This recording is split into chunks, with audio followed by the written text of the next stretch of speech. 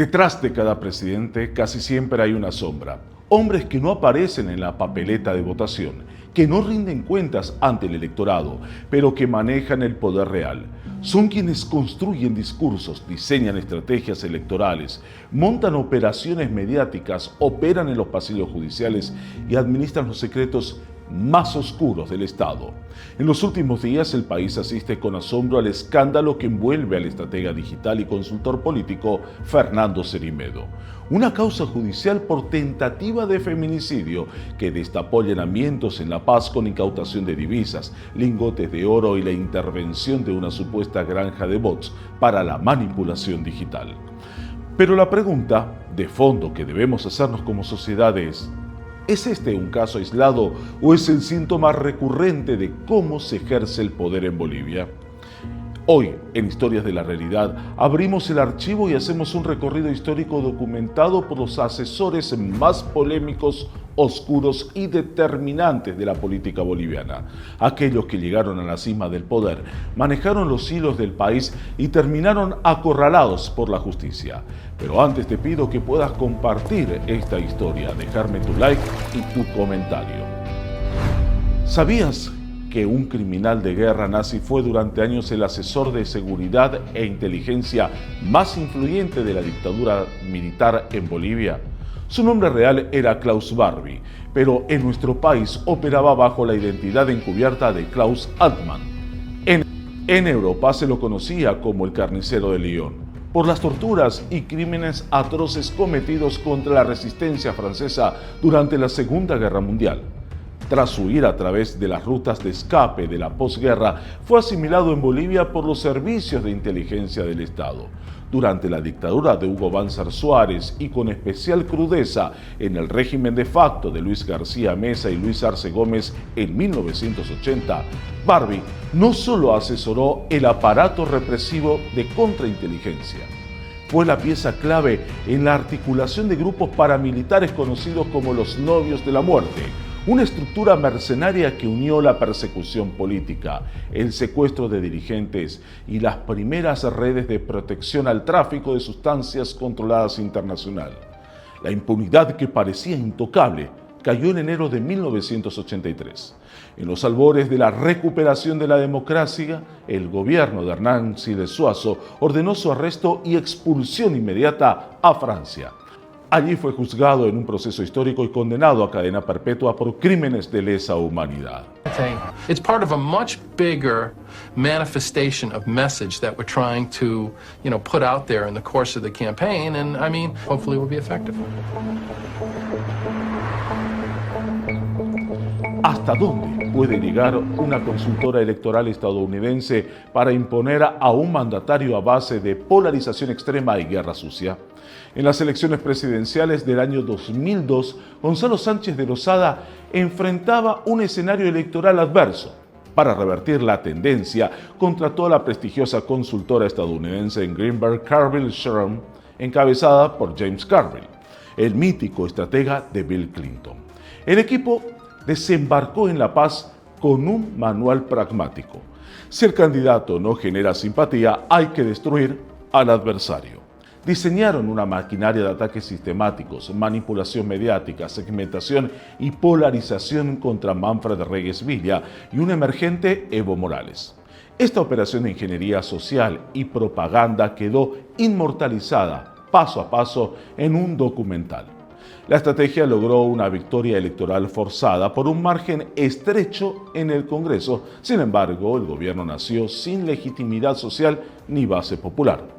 Apenas 14 meses después, en octubre de 2003, la fractura social estalló en la masacre de Octubre Negro, sellando la renuncia y la huida de Sánchez de Lozada en helicóptero hacia los Estados Unidos. Yo creo que tú eres un gran candidato, pero con un pésimo programa, un pésimo cuerpo de ideas detrás de él. Al revés, Evo Morales era un candidato del que sospechaban todos de que quizás no tenía capacidad, formación, pero lo respaldaba un cuerpo de ideas ganador: nacionalización, constituyente, ley anticorrupción y un conjunto de medidas... Vamos a otro asesor.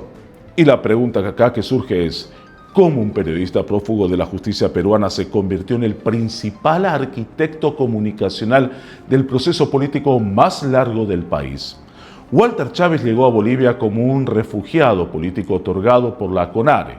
En su país natal, Perú, pesaba sobre él órdenes de captura y acusaciones formales por presuntos vínculos con el movimiento revolucionario Tupac Amaru, el MRTA, y cobro de extorsiones. A pesar de las constantes solicitudes diplomáticas y pedidos de extradición emitidos desde Lima, Chávez se transformó en el cerebro indiscutible de la comunicación del movimiento del socialismo. Durante una década completa, entre el 2005 y el 2015, diseñó los discursos de la campaña, los conceptos narrativos y la épica política que llevaron y consolidaron a Evo Morales en la presidencia. Su manejo del relato público era absoluto. No obstante, las disputas internas y las pugnas por el control del entorno palaciego terminaron marginándolo. En 2016 fue retenido temporalmente en la frontera con Argentina y con el paso de los años reapareció en la escena operando tácticamente y asesorando a distintas candidaturas de la oposición boliviana.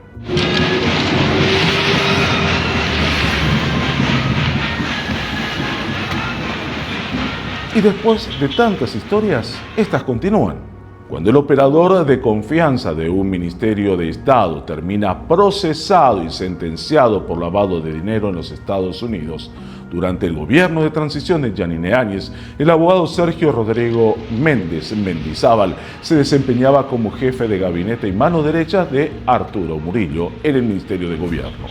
En medio de la emergencia sanitaria y la crisis política de 2020, Méndez fue el operador central de un esquema corrupto para la adquisición de gases lacrimógenos y armamento no letal con recursos públicos bolivianos. La compra se realizó con un millonario sobreprecio a través de la empresa intermediaria Bravo Tactical Solutions, radicada en Florida. El caso dio un vuelco inédito cuando la Justicia Federal de los Estados Unidos intervino directamente. El FBI y los fiscales norteamericanos lo arrestaron en territorio estadounidense por el delito de conspiración para cometer lavado de dinero y pago de sobornos a través de su sistema bancario. Tras declararse culpable y cumplir su condena en una prisión federal, fue deportado a Bolivia para rendir cuentas ante los tribunales locales. Y finalmente, el que estamos viviendo en la actualidad. Bueno, Bolivia lamentablemente ya pasó el Rubicón de Venezuela, porque Venezuela está sentado sobre uno de los yacimientos petrolíferos más grandes del mundo. Bolivia se podría acercar un poco más a Haití si no entiende de que tiene que definir las peleas de derecha a izquierda y pensar más en soluciones concretas. Allanamiento con fuga por los techos, miles de dólares en efectivo y una denuncia por tentativa de feminicidio. El caso del estratega digital que sacude al país. Llegamos al presente. El consultor argentino en comunicación digital y marketing político Fernando Cerimedo enfrenta hoy dos frentes procesales de máxima gravedad. El primero se originó tras el atentado armado que sufrió la abogada y activista Nadia Beller, quien tras sobrevivir al ataque reveló que días antes había roto la relación sentimental con Cerimedo, denunciando amenazas de arrebatarle a su hijo en gestión y exponiendo audios sobre supuestos cobros irregulares por cupos de combustible vinculados a círculos de poder. El segundo proceso fue abierto de oficio por la Fiscalía Departamental de La Paz por presunto enriquecimiento ilícito y legitimación de ganancias ilícitas. Durante sucesivos allanamientos en la zona sur de La Paz, los fiscales incautaron muchísimo dinero en su departamento, más de $500,000 de bolivianos en otros allanamientos, divisas extranjeras e intervinieron lo que calificaron una mini granja de bots con equipamiento automático para la automatización masiva de cuentas. En uno de los operativos en Calacoto, cámaras de seguridad registraron la huida por los techos de un representante legal militar con bolsas que presuntamente contenían $700,000 y metales preciosos. Cerimedo fue interceptado y aprehendido antes de abordar un vuelo comercial rumbo a Buenos Aires y días después enviado a la cárcel de Palmasola. Asesores de contrainsurgencia militar, consultores de propaganda extranjera, ideólogos prófugos, operadores de compras estatales y estrategas de guerra digital. Los métodos y las herramientas han evolucionado con las décadas, desde los sótanos de la represión hasta los algoritmos y las cuentas automatizadas en redes sociales.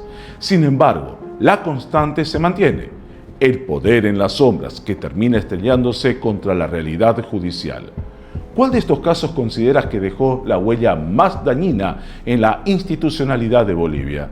¿Por qué crees que los gobiernos terminan delegando tanto poder en manos de estrategas y asesores que operan al margen de la fiscalización ciudadana? Déjanos tu análisis y comentarios aquí abajo y compartí esta historia para abrir el debate. Y sobre todo, suscríbete a nuestro canal y te espero en otro capítulo de Historias de la Realidad.